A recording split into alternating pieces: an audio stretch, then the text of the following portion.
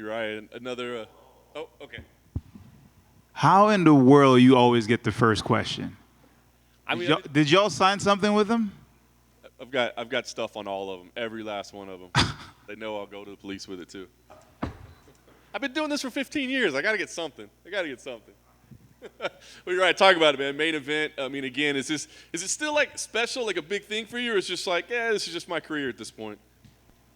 Wait, say that again? To be in a main event, to be featured in a UFC main event, is it still a big thing for you, or like an honor, or is it just like, well, here's where we are. It's just work. It's work. You show up, you do your job, you get paid, and you get out. But does it bring anything when you're at the top of the bill and you're on the poster? Does that make it more fun or exciting for you? Maybe the people that are watching, but to the athletes, we just got to show up. For the spectators, they're the one that's going to be thinking like that. I'm not thinking like that. Even hearing that question, I'm like, what? I've never looked at it like that. Your last fight was obviously kind of a weird one, right? And I know it was kind of emotional for you. What did you take out after it? I mean, were you able to enjoy victory at all, or another win? Well, shit happens, It was unfortunate. I checked it perfectly. I was taught to check the kick. He threw everything he had into it. I felt bad. It was a sucky night. Leading up to that fight, I wanted to get a crack at him. And, he was the first guy to beat me, so it was a little bit of emotion there. But at the same time, it was one of those, all right, we're running it back. Let's really see what's going to happen. Our career took different turns. You became champ. I became Ultimate Fighter dude, and we kind of rerouted and ended up in that position. So for it to happen the way it did, it sucked. And again, it goes back to people with their opinion. You can't call that a win. And I'm like, I checked the kick. You're supposed to check a kick.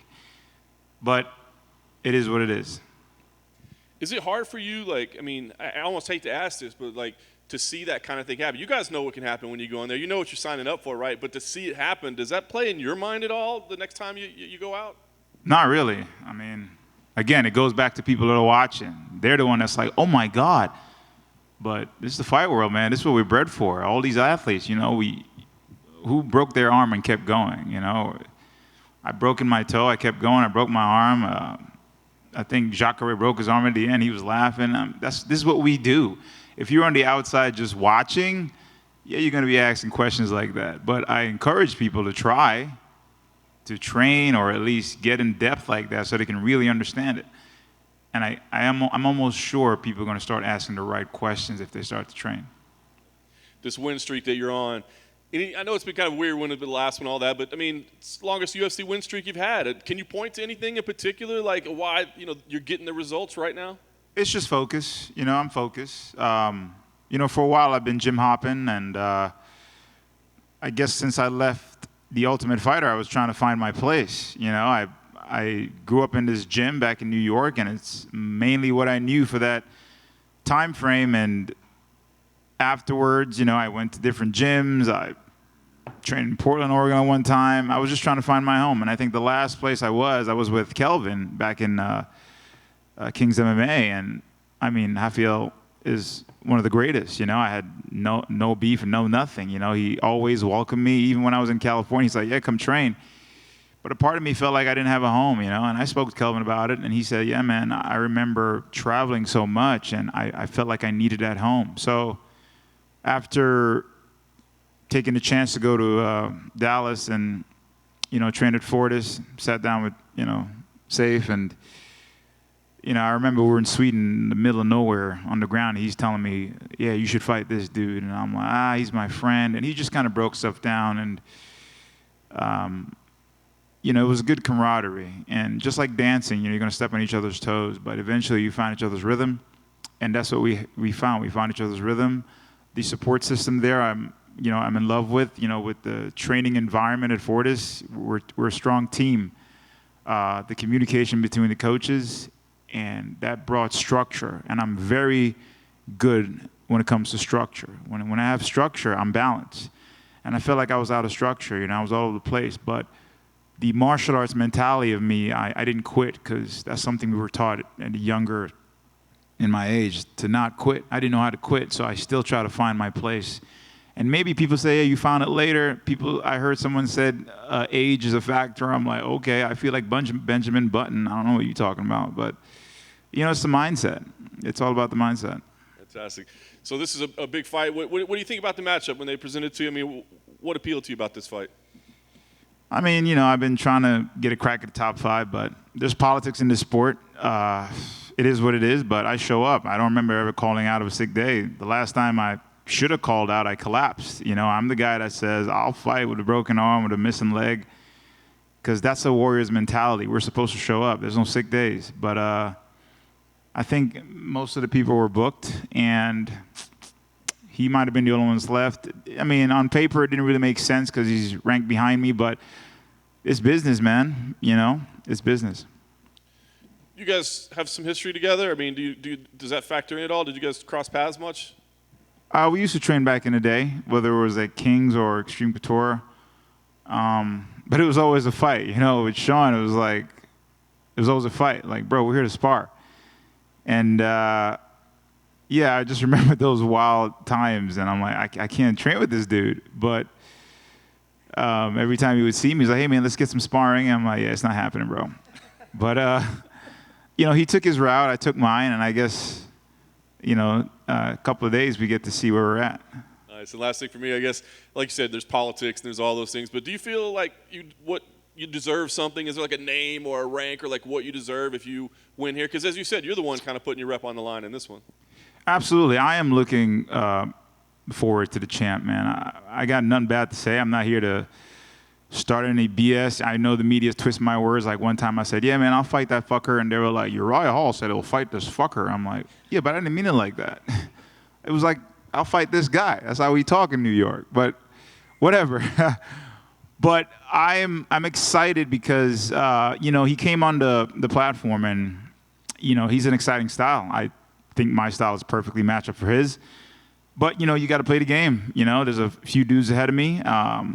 So I got to take him out and get to him. But he's the motivation because I like that style. I understand that style. And, again, nothing bad to say about him. He's a champ. He got to where he had to get to. He, played his role. He did his job. And I just want to crack at it. That's it. Hey, Ryan. Going back to Sean, he was here earlier, and we were asking him about his sort of growing reputation as a guy who spars very, very hard. And he says that actually you're a bit similar in a certain sense. And this was the quote I want to read that he said. He said, Uriah's like the hidden psychopath. I'll tell you I like to hurt you. Uriah's the kind of guy who'll knock you out, ask you if you're okay, and then go home and beat his fucking dick off to it before he goes to bed. Wow. He said he did say he liked you as well. That's very interesting. If anyone knocks you out, apologize and go home and jerk off over it, you're fucking sick.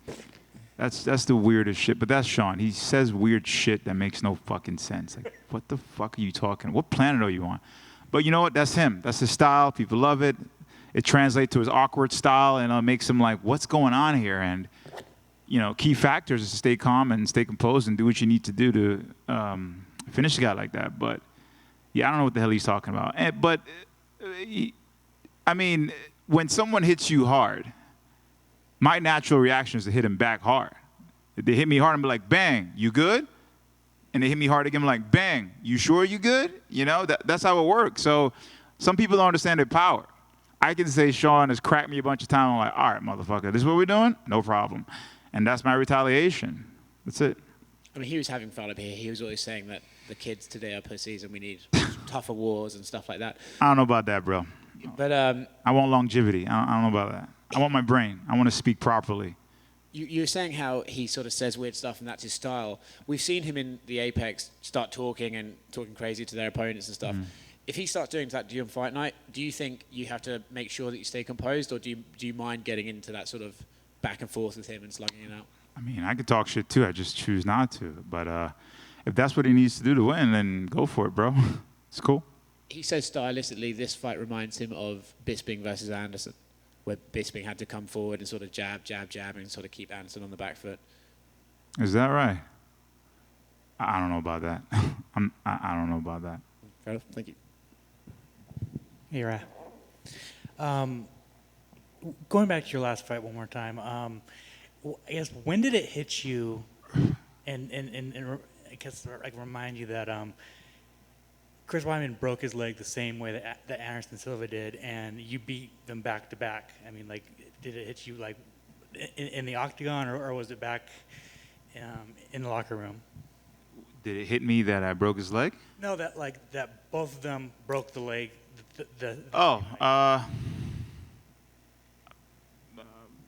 Man, that's kind of hard to answer.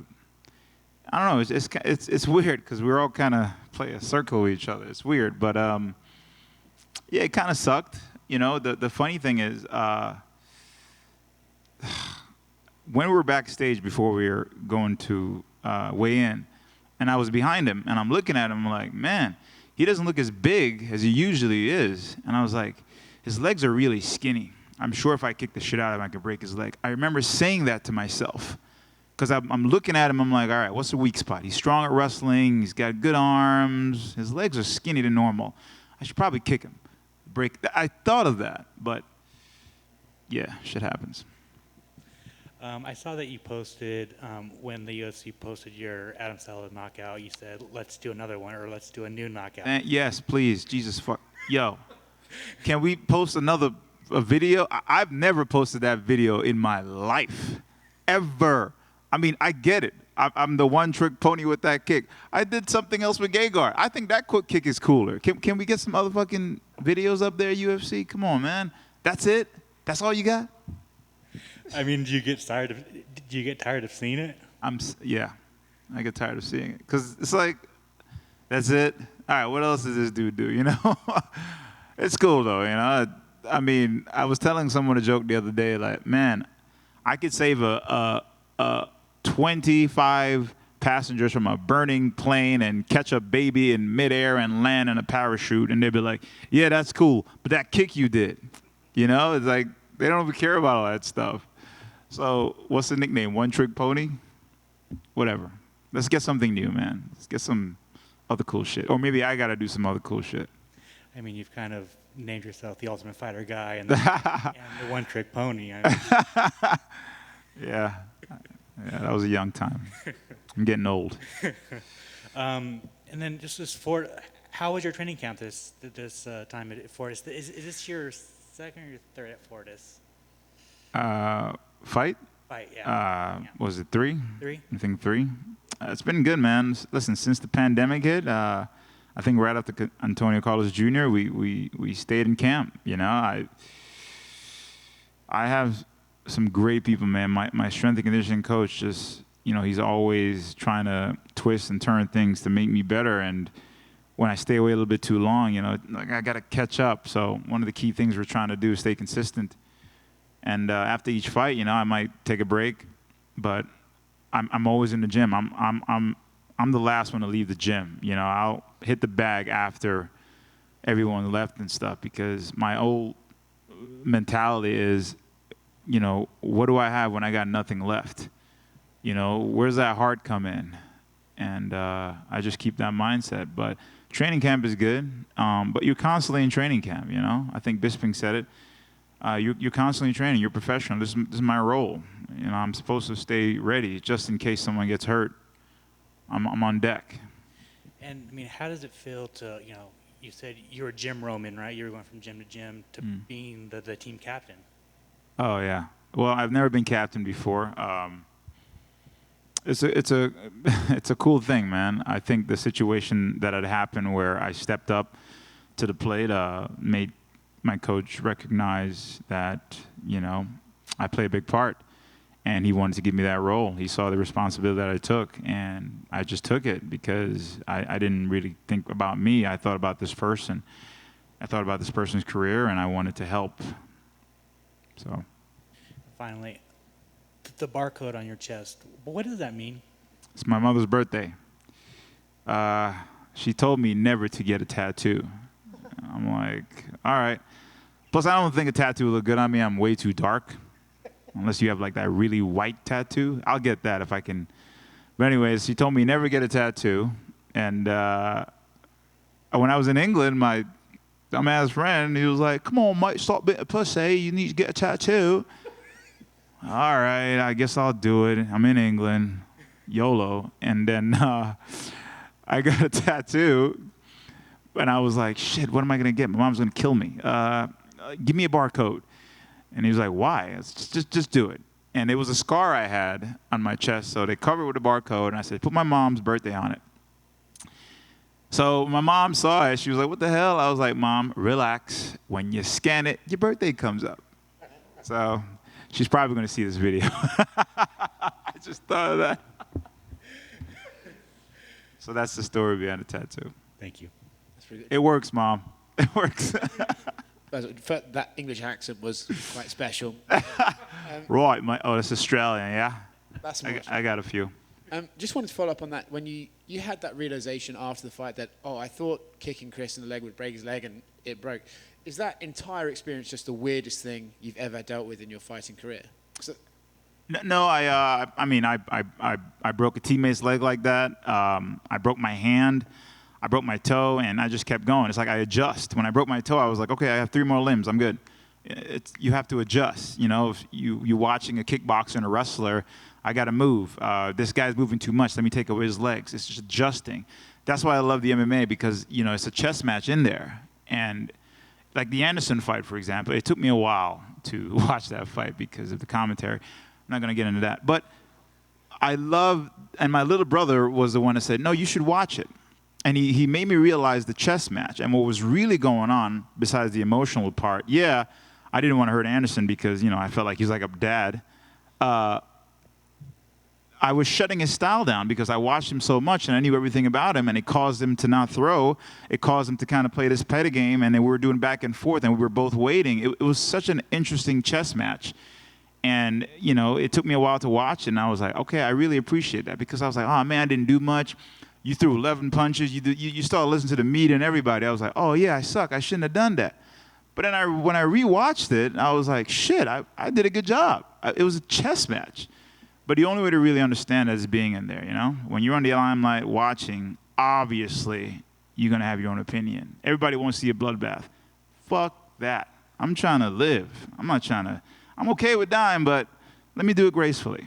I know fighting Anderson was a very emotional experience for you, so was it then cool to see him go and win the boxing match and show flashes of his ultimate? Hell yeah, it was cool, man. Who's he fighting next? Jake Paul or Logan Paul? Rumored to be fighting Logan Paul. Is he really fighting? It's gonna happen. He's getting paid. It was cool, man. It was like, yo, this dude still got it. Everyone's like, age is a factor. I'm like, okay. Like, I remember when Bisping was like, he needs to go forward and just punch Anderson. You have to keep Anderson back. And I'm like, motherfucker, you fought Anderson. You know what he's capable of. I'm not just going to run at Anderson. Like, who does that? But the best chess match I ever had. My British accent is on point. It's okay. It's okay. Hello. You sound like one of the creepy ones talking to women on the street. Hello. Hello. Is that it?